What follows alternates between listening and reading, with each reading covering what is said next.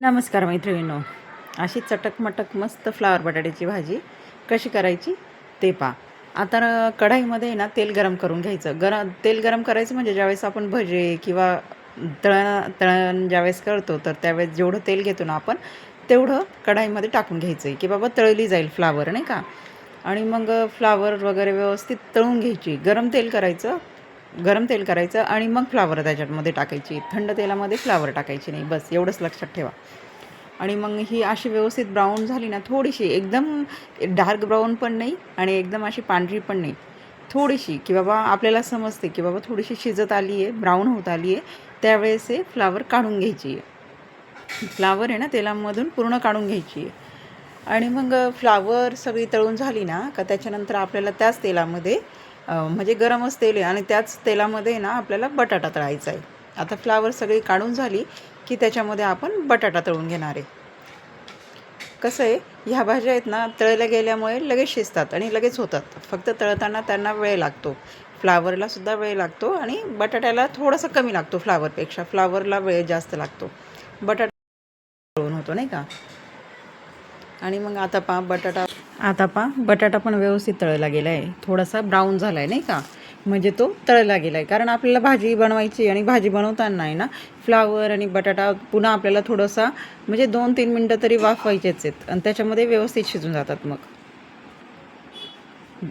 बटाटे पण झाले तळून आणि मग ते पण त्या प्लेटमध्ये एकत्र करून घ्यायचे आहेत. कारण आपण फ्लावर बटाटा एकत्रच टाकणार आहे, त्याच्यामुळे ते एकत्रच टाकले तरी काय हरकतच नाही आहे.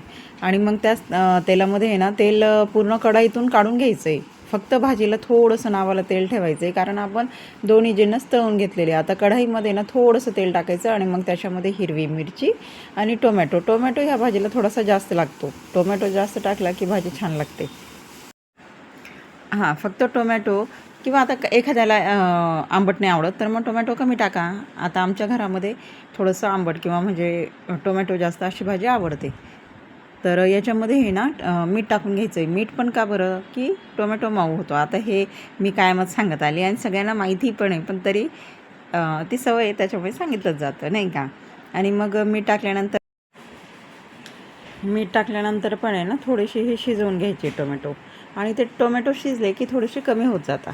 आणि मग त्याच्यानंतर त्याच्यामध्ये टाकायचे जे तळून ठेवलेत ना आपण ते बटाटा आणि फ्लावर, हे दोन्ही जिन्नस त्याच्यात टाकायचे. आणि मसाल्यामध्ये मी सांगते हळद, लाल मसाला आणि धनियापूड लागणारी, म्हणजे ह्या भाजीला महत्त्वाचीच आहे ती धनियापूड पाहिजेच. धनियापूड टाकली ना की भाजी खूप छान लागते. ह्या भाजीला तरी पाहिजेच. म्हणजे लाल मसाला, हळद आणि धनियापूड एवढे 3च मसाले आहेत नाही का. दुसरा गरम मसाला नाही किंवा अजून दुसरा कोणताच मसाला टाकायची ह्या भाजीला गरजच नाही आहे. आणि कोथिंबीर टाकून ना 2 मिनटं व्यवस्थित ती फ्राय करून घ्यायची. फ्राय म्हणजे थोडीशी परतून घ्यायची. परतून वगैरे झाली की आपली भाजी तयारच आहे. म्हणजे ह्या भाजीला आपल्याला खूप वेळ ठेवायचा आहे असं काहीच नाही. फक्त 2 मिनटं वाफवून घ्यायचं, झाली आपली अशी चटक-मटक भाजी मस्त तयार होते. एकदा तुम्ही नक्की ट्राय करा आणि कमेंट करून मला सांगा की तुम्हाला ही भाजी आवडली का किंवा तुम्ही बनवली का. पण एकदा नक्की ट्राय करा ही भाजी. आता माझी इथे भाजी झाली आहे त्याच्यामुळे मी ती झाकली आणि गॅस बंद केला. एकदा तुम्ही नक्की ट्राय करा.